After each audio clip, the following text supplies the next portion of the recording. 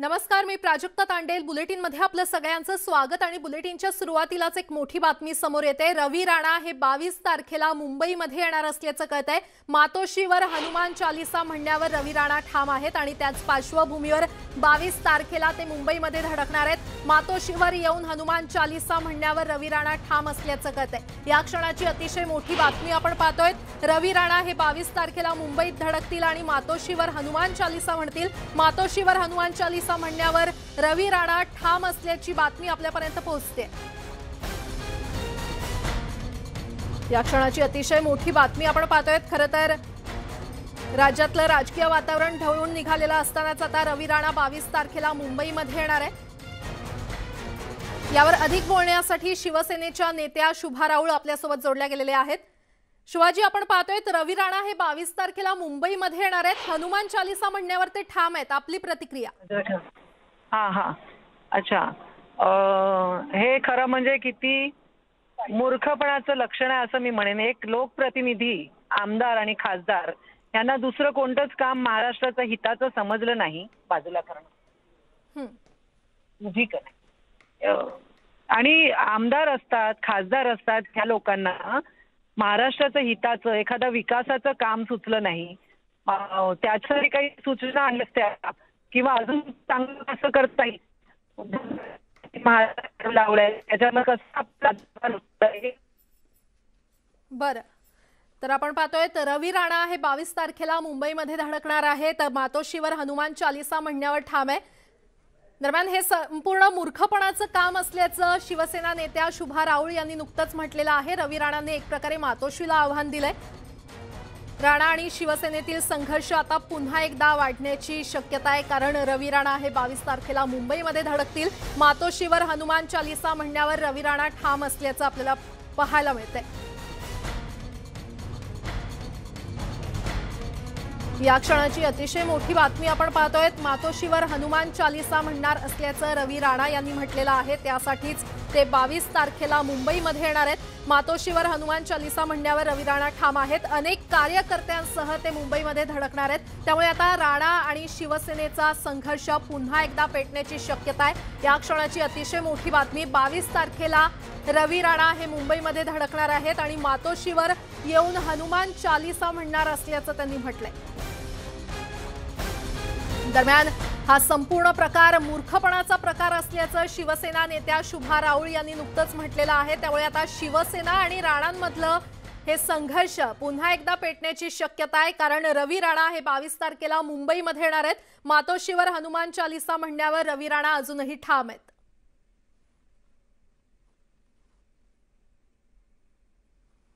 वळूयात पुढच्या बातमीकडे. आता बातमी आहे औरंगाबादमधून. औरंगाबादमध्ये मनसे अध्यक्ष राज ठाकरेंच्या सभेला विरोध दर्शवला जातोय. राजकीय पक्ष संघटनांकडून जिल्हाधिकाऱ्यांना पत्र देण्यात आले. सभेला परवानगी नाकारण्यासंदर्भात हे निवेदन देण्यात आलेलं आहे. दरम्यान सभा घेतल्यास शांतता भंग होण्याचा आरोप करण्यात येतोय. तर दुसरीकडे मनसेची या सभेसाठी जोरदार तयारी सुरू आहे. मात्र सभेसाठी जोरदार मनसेची ही तयारी सध्या सुरू असल्याचं पाहायला मिळतंय. दरम्यान औरंगाबादमध्ये राज ठाकरेंच्या सभेला परवानगी दिली तर वंचितचे कार्यकर्ते रस्त्यावर उतरतील असा इशारा वंचितचे नेते अमित भुईगळ यांनी दिलाय.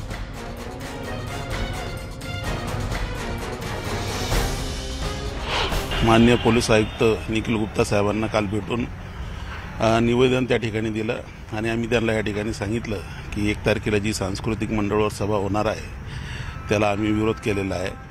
आम्ही त्या ठिकाणी पोलीस आयुक्तांना सांगितलं की रमजानचा महिना चालू आहे आणि मुस्लिम समाजाचा हा पवित्र महिना आहे आणि अशा परिस्थितीमध्ये जर या ठिकाणी राज ठाकरेंना जर परवानगी दिली तर या शहरामध्ये शांतता सुव्यवस्थेचा प्रश्न निर्माण होऊ शकतो.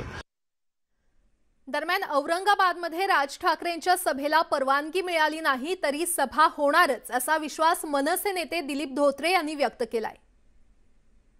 सभा 100% होणार आहे. सभा 100% होणार आहे. परवानगी पण मिळेलच, कारण आम्ही सगळ्या फॉर्मॅलिटीज पूर्ण केल्यात. सन्माननीय पोलीस बांधवांनी ज्या ज्या आम्हाला कागदपत्र मागितले ते सगळे कागदपत्रांची आम्ही पूर्तता केलेली आहे. त्यामुळे परवानगी निश्चित मिळेल. परवानगीला कुठं काही अडचण येणार नाही. तर आपण पाहतोय तर राज्यात गेल्या काही दिवसांपासून भोंग्याच्या मुद्द्यावरून राजकारण चांगलंच तापलंय। या संदर्भात राज्याचे गृहमंत्री दिलीप वळसे पाटील यांनी सविस्तर स्पष्टीकरण दिलंय। राज्यात कायदा आणि सुव्यवस्था टिकवण्याची जबाबदारी आमच्यावर आहे, पण गेल्या काही दिवसांपासून राज्यात कायदा आणि सुव्यवस्था बिघडवण्याचा प्रयत्न सुरू आहे। मात्र या संदर्भात सरकार अतिशय गंभीर आहे। दरम्यान कुणीही कायदा हातात घेण्याचा प्रयत्न करू नका, अन्यथा तेढ निर्माण करणाऱ्यांवर कठोर कारवाई करण्यात येईल असा इशारा त्यांनी दिलाय। यासोबतच भोंग्यांच्या मुद्द्यावरून लवकरच राज्यातील विरोधी पक्षाची बैठक बोलावणार असून या बैठकीला मनसे अध्यक्ष राज ठाकरेंना देखील बोलावणार असल्याचं गृहमंत्र्यांनी म्हटलंय। त्यामुळे आता या बैठकीकडे आता सगळ्यांचं लक्ष लागलंय। दरम्यान गृहमंत्री दिलीप वळसे पाटील यांची आज राज्यातील वरिष्ठ पोलीस अधिकाऱ्यांसोबत बैठक झाली। यावेळी राज्याचे पोलीस महासंचालक देखील उपस्थित होते।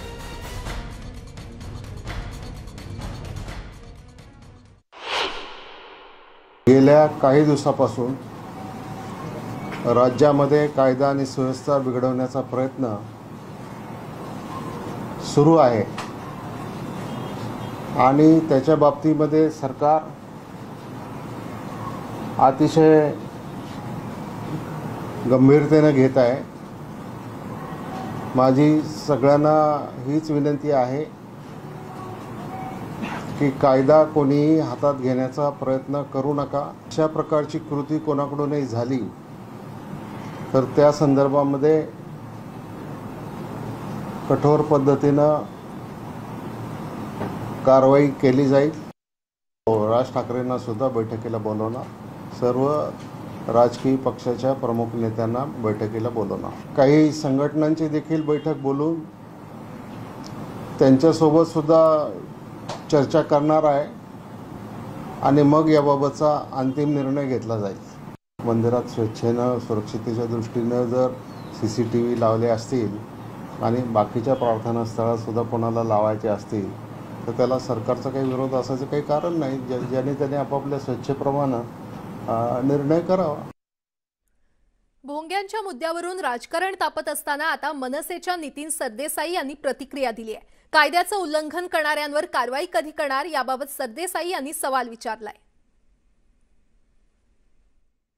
गृहमंत्र्यांनी ज्या पद्धतीनं मनसे अध्यक्ष राज ठाकरेंना या विषयावरती चर्चा करण्यासाठी बोलावणं दिलेलं आहे, कसं बघता याच्याकडे? त्यांनी चर्चेला सगळ्या सर्वपक्षीय नेत्यांना बोलावलेलं ही गोष्ट नक्कीच स्वागतार्ह आहे, पण ती करत असताना त्या बाबतीमध्ये नक्की त्यांच्या मनात काय हे मात्र कळू शकलं नाही। अतिशय चांगले गृहस्थ आहेत ते, त्यांना खरंच हा प्रश्न सोडवायचा असेल असं मी मानतो। पण त्यांनी त्याच्यामध्ये जे मी वाचले, त्यांची मुलाखत पाहिली, त्याच्यामध्ये त्यांनी असं म्हटलेलं आहे की कुठलेही भोंगे लावायचे असतील तर सुप्रीम कोर्टाच्या निर्देशानुसार परवानगी घ्यावी लागेल वगैरे वगैरे। पण हे करत असताना जे परवानगीशिवाय वर्षानुवर्ष चालू आहेत त्याचं काय होणार याचं उत्तर मात्र त्यांच्या संपूर्ण पत्रकार परिषदेमध्ये नव्हतं।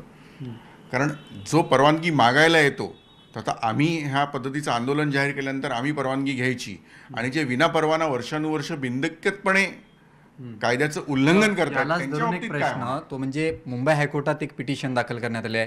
त्याच्यात मुंबईतील आकडा जो आहे तो 900 मशिदीपेक्षा जास्त मशिदींवरती भोंगे लावलेले आहेत। कुठेतरी सरकार किंवा गृहमंत्री याच्याबाबत स्पष्ट भूमिका घेत नाहीत, चालढकल करतायत असं म्हणायचं आहे तुम्हाला? मी तीच शंका व्यक्त केली। त्यांचा उद्देश कदाचित प्रामाणिक असेल, पण जर आत्ता जे कायद्याचं उल्लंघन करून बिनदिक्कतपणे चालू आहेत त्याच्याबद्दल काय करणार ह्याचा स्पष्ट उल्लेख नव्हता। आज आम्ही आंदोलन जाहीर केलं म्हणून आम्ही परवानगीसाठी जावं, मग ते परवानगी द्यायची किंवा नाही द्यायची ह्याच्यात आम्हाला अडकवून ठेवणार, पण जे त्यांना न विचारता करतायत त्याच्याबद्दल काय याचा उल्लेख त्याच्यामध्ये नव्हता। तो असता तर अधिक बरं झालं असतं। एकीकडे मशिदीवरील भोंग्यांचा मुद्दा गाजतोय, त्या बाबतीत सरकारला अल्टिमेटम दिला आहे। आज नवीन मुद्दा मनसे नेते बाळ नांदगावकरांनी उपस्थित केला आहे, तो म्हणजे अनेक हिंदू धार्मिक स्थळं आहेत, जी मंदिरं आहेत, त्याच्यावरती आम्हाला CCTV पाहायला मिळतात किंवा त्या आवारात पाहायला मिळतात, मात्र मशिदींच्या या आवारामध्ये CCTV पाहायला मिळत नाहीत।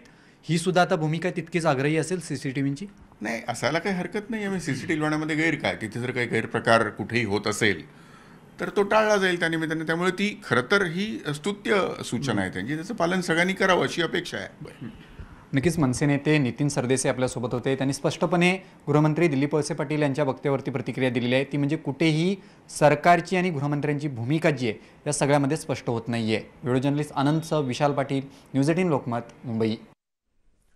राज्यात भोंग्यावरून वातावरण तापलंय. यात आता सीसीटीव्हीची देखील भर पडली आहे. एकीकडे मंदिरात सीसीटीव्ही असताना मशिदीत सीसीटीव्ही का नाही असा सवाल मनसे नेते बाळा नांदगावकर यांनी उपस्थित केलाय.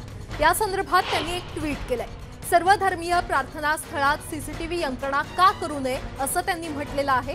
असं केल्यास अनेक चुकीच्या गोष्टींना चाप बसेल, त्यामुळे सरकारनं याची नियमावली बनवून त्याची कठोर अंमलबजावणी करावी अशी मागणी देखील त्यांनी केली आहे.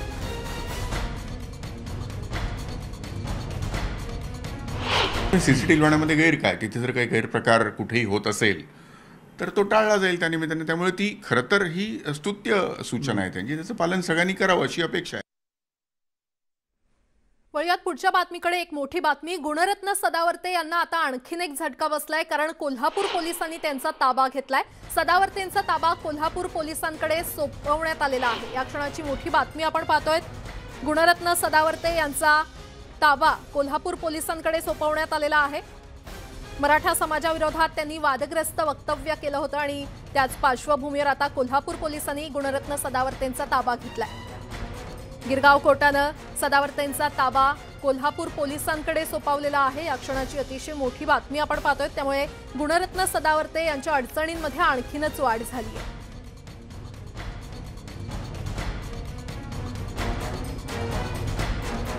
मराठा समाजाविरोधात वादग्रस्त वक्तव्य केल्याप्रकरणी गिरगाव कोर्टानं सदावर्तेंचा ताबा हा कोल्हापूर पोलिसांच्या ताब्यात दिलेला आहे. त्यामुळे सदावर्ते आता कोल्हापूर पोलिसांच्या ताब्यात असतील. त्यांच्या अडचणींमध्ये आणखीन वाढ झाली आहे.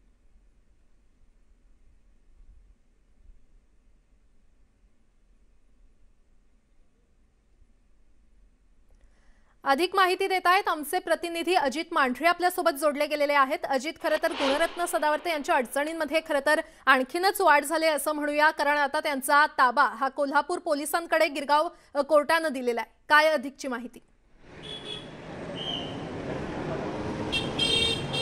सातारा पोलिसांना सदावर्तेंचा ताबा दिला होता. सातारा पोलिसांनी सातारा न्यायालयामध्ये जेव्हा हजर केलं त्यावेळी त्यांना 4 दिवसांची पोलीस कोठडी दिली आणि त्यानंतर न्यायालयीन कोठडी रवानगी झाली.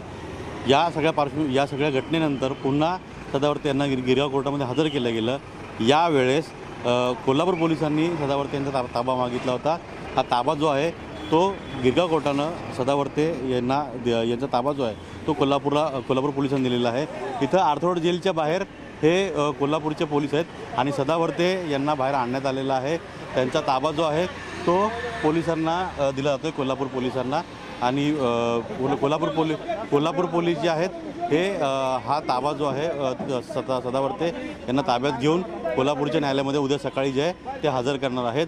आणि यात नेमकं कशा पद्धतीनं त्यांच्यावरती आरोप लावण्यात आलेले आहेत, काय नेमका युक्तिवाद आहे आणि किती त्यांना जी कोठडी आहे ते कोल्हापूर पोलीस मागतील, या सगळ्या गोष्टी ज्या आहेत ते कोल्हापूर पोलीस जेव्हा सदावर्ते यांना उद्या न्यायालयामध्ये हजर करतील त्यावेळी स्पष्ट होईल. पण याच पार्श्वभूमीवरती जर आपण लक्षात घेतलं तर एकूण 6 FIR ज्या आहेत त्या सदावर्ते यांच्यावर दाखल करण्यात आलेल्या आहेत. मुंबई झालं, सातारा झालं, त्यानंतर कोल्हापूर आणि याच्यानंतर अकोट, सोलापूर आणि बीड असे अजून आणखी 3 पोलीस स्टेशन जे आहेत या 3 पोलीस स्टेशनच्या मार्फत जे सदावर्ते यांची कोठडी मागण्याची शक्यता आहे. कोल्हापूरच्या न्यायालयामध्ये सदावर्ते यांना त्या ठिकाणी हजर केल्यानंतर न्यायालय त्यांना कोणता युक्तिवाद देत आहे आणि त्यांना किती दिवसांची कोठडी देत आहेत हे पाहावं लागेल. जर त्यांना त्या ठिकाणी न्यायालयीन कोठडी सुनावली आणि त्यांना पुन्हा त्यानंतर गिरगावच्या कोर्टामध्ये हजर करावं लागेल आणि हे सगळं हजर केल्यानंतर तिथं काय नेमकं घडतं हे देखील स्पष्ट होईल. पण कोल्हापूरची कोठडी संपल्यानंतर सदावर्ते यांना कोल्हापूर पोलिसांचा ताबा मिळालेला आहे आणि त्यांना कोल्हापूर पोलिसांनी त्यांच्या गाडीत बसवलेलं आहे. कशा पद्धतीनं आता जे पोलीस आहेत त्यांना कधी कोल्हापूरपर्यंत नेतील आणि तिथं जाऊन त्यांचा ताबा दिला जाईल हे देखील पाहावं लागेल. जर आपण पाहिलं तर सदावर्ते जे आहेत यांना कोल्हापूर पोलीस घेऊन त्यांचा ताबा त्यांनी घेतलेला आहे आणि ते घेऊन त्यांना निघालेले आहेत आणि आता त्यांना उद्या कोल्हापूरच्या न्यायालयामध्ये हजर केलं जाईल. तिथं काय नेमकं कशा पद्धतीने न्यायालय त्यांना कोठडी देतं आहे का, त्यांची न्यायालयीन कोठडी रवानगी करते हे पाहावं लागेल. या सगळ्या पार्श्वभूमीवरती सदावर्ते यांचा तिसरा ताबा जो आहे म्हणजे मुंबई पोलीस, सातारा पोलीस आणि आता कोल्हापूर पोलीस तिसरा ताबा जो आहे तो पोलिसांनी घेतला आणि पोलीस आत्ताच नुकतेच आर्थरोड जेलमधून त्यांना घेऊन रवाना झालेले आहेत. निश्चितच अजित, खरं तर कोल्हापूर पोलिसांनी निश्चितच आता त्यांचा ताबा घेतलेला पाहायला मिळतोय, मात्र त्यांचा हा मुक्काम कधीपर्यंत असेल याबाबत काही कळू शकलंय?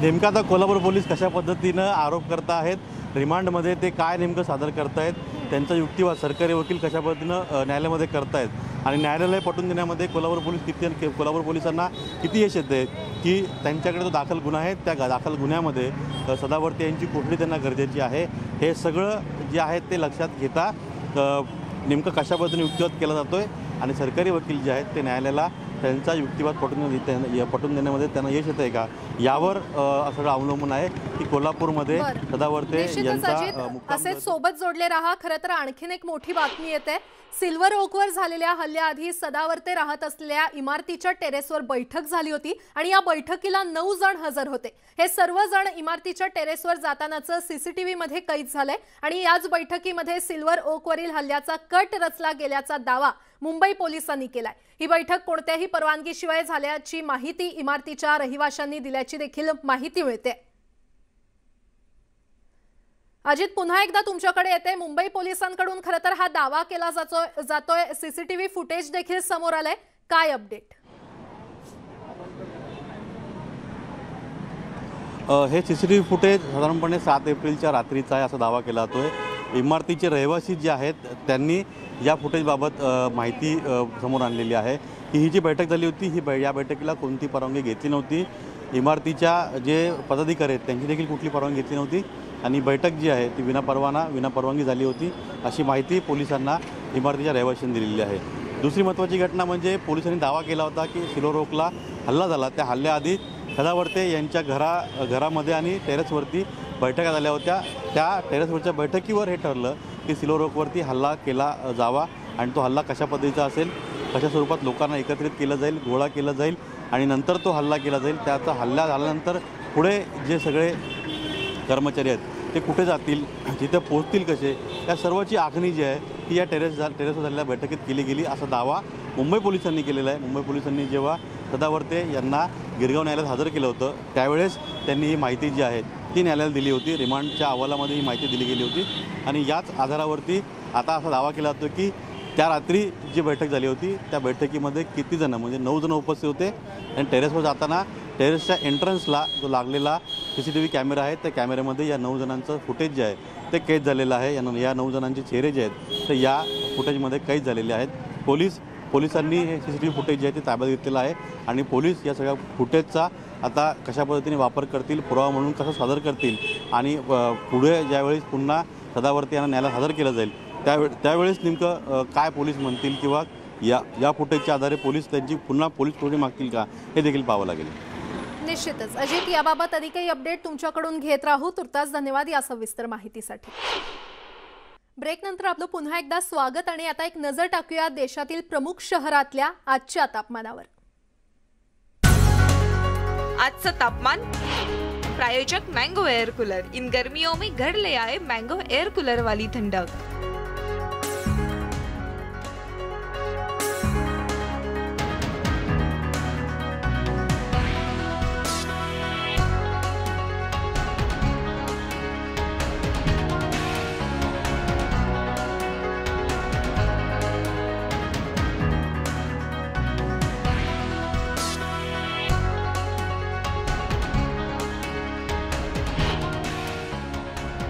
यासोबतच या बुलेटिनमध्ये वेळ झाली इथेच थांबण्याची, मात्र लगेचच भेटूयात गावाकडच्या बातम्यांमध्ये। पाहत रहा न्यूज 18 लोकमत।